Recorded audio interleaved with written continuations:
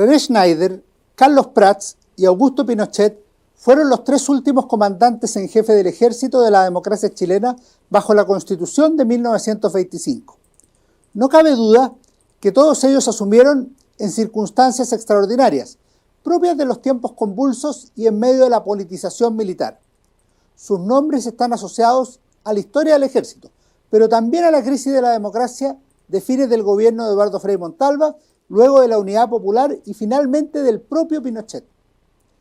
El caso de Schneider es ilustrativo, pues fue nombrado como máxima autoridad del ejército tras el denominado Tacnazo, la toma del regimiento Tacna por parte del general Roberto Bió en octubre de 1969. Muchos vieron el suceso como el desarrollo de un golpe de Estado, aunque en realidad se había gestado por razones profesionales y de armamento del ejército, pero terminó con cambios en el gabinete de Eduardo Frei y en el liderazgo militar. Lamentablemente, y de modo dramático, el general Schneider culminó su labor producto del asesinato que sufrió en el contexto de las elecciones de 1970 por parte de un grupo extremista de derecha, en circunstancias que tuvo el comportamiento más limpio y claramente constitucional dentro del difícil panorama electoral de los comicios que condujeron a la Unidad Popular a la moneda. El general Carlos Prats fue designado en su reemplazo y lideró la institución por casi 3 años, con una segunda parte marcada por la politización del ejército y la presencia del propio Prats en 2 gabinetes del presidente Salvador Allende, como ministro del Interior primero, de noviembre de 1972 a marzo de 1973, y de Defensa, apenas un par de semanas en agosto de 1973. Nuevamente las circunstancias políticas contribuyeron a que tuviera que presentar su renuncia, siendo reemplazado por el general Augusto Pinochet. No está de más mencionar que el propio Prats fue asesinado en 1974 a manos de la DINA, y Pinochet también sufrió un intento de asesinato en 1986, atentado perpetrado por el Frente Manuel Rodríguez. Todo lo anterior era una demostración de lo que significaba ser comandante en jefe en aquellos años en que la labor del ejército estuvo profundamente vinculada con la política del país. Nada de eso podían siquiera imaginar a comienzos de la década de 1930, cuando los 3 pequeños, jóvenes o casi niños, ingresaron a desarrollar su vocación en el ejército de Chile, aunque el país también había sufrido varios años convulsos y zigzagueantes. No obstante, Schneider, Prats y Pinochet decidieron consagrar sus vidas a la carrera de las armas. El primero en ingresar a la institución fue el joven René Schneider. Había nacido en Concepción el 31 de diciembre de 1913. Fue alumno de la escuela militar entre 1929 y 1932, donde terminó su enseñanza secundaria al completar el 6º año de Humanidades. Posteriormente fue destinado al Regimiento de Infantería número 1 Buin, para luego trasladarse al Regimiento número 7 Esmeralda en Copiapó. Ahí se iniciaba, como declaró el general Carlos Prats en los funerales de su antecesor, una carrera brillante y ejemplar. El general Prats nació el 2 de febrero de 1915, en Talcahuano. Ingresó a la escuela militar en 1931. Solo entraron ese año unos 30 jóvenes, donde destacó como el mejor alumno de su promoción. Luego fue destinado al Regimiento de Artillería Caballo número 3, General Velázquez.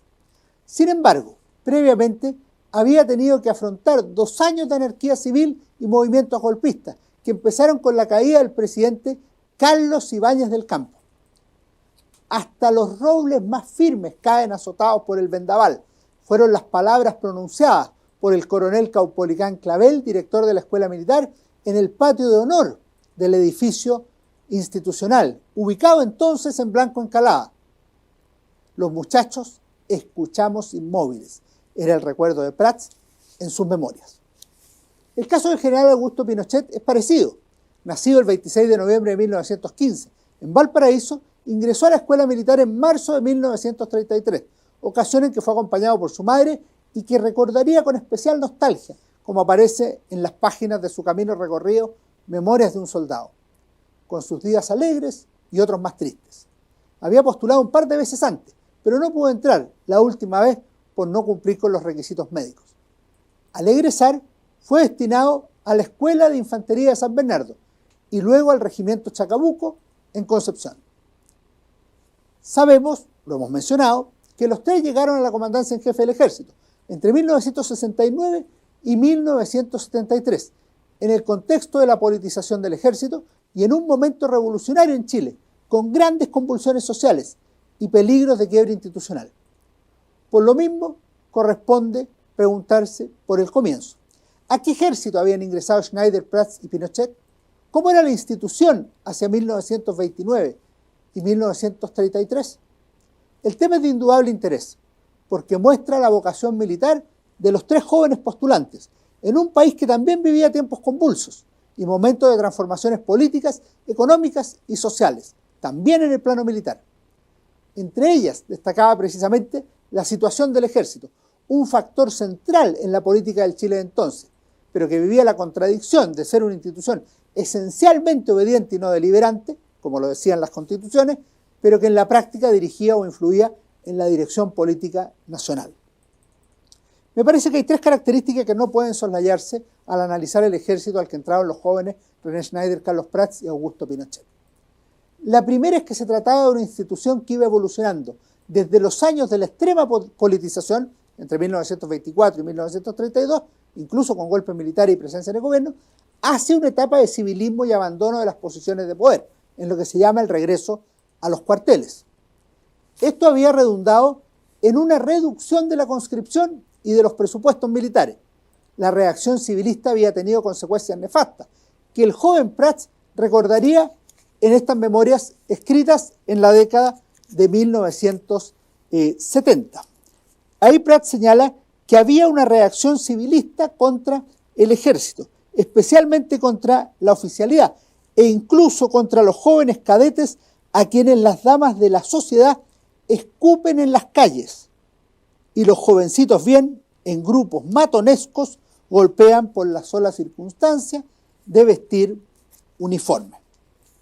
Por otra parte, sostiene Prats, en los teatros, salones de té, reuniones sociales y actos oficiales, los uniformados son víctimas de vejámenes y violencia física. A esto se sumaba el dolor causado a los militares por la formación de la milicia republicana y en general por la existencia de diversas expresiones de rechazo o críticas contra quienes habían abrazado la carrera de las armas. A ese ejército ingresaron Schneider, Prats y Pinochet. Un segundo aspecto se refiere a ciertos temas de formación que estaban presentes en el ejército en aquellos años. Uno de ellos era el tema del comunismo, como se aprecia en una circular emitida el 3 de septiembre de 1931 por el general Indalicio Telles, comandante en jefe del ejército. En su documento, el general comenzaba con una dura afirmación: el comunismo no puede vivir sino en pueblos de esclavos.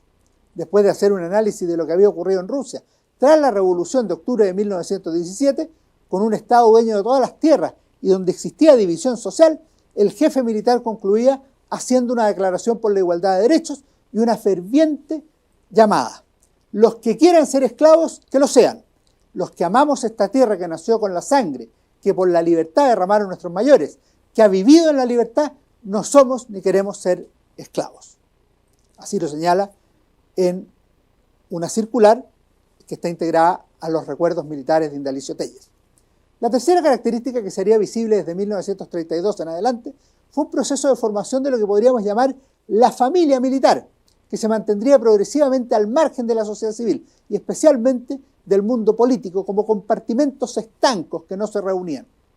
En la práctica esto implicaría un distanciamiento entre políticos y militares, distanciamiento e incomprensión entre ambos mundos con todo lo que ello implica y con desastrosas consecuencias en las décadas siguientes.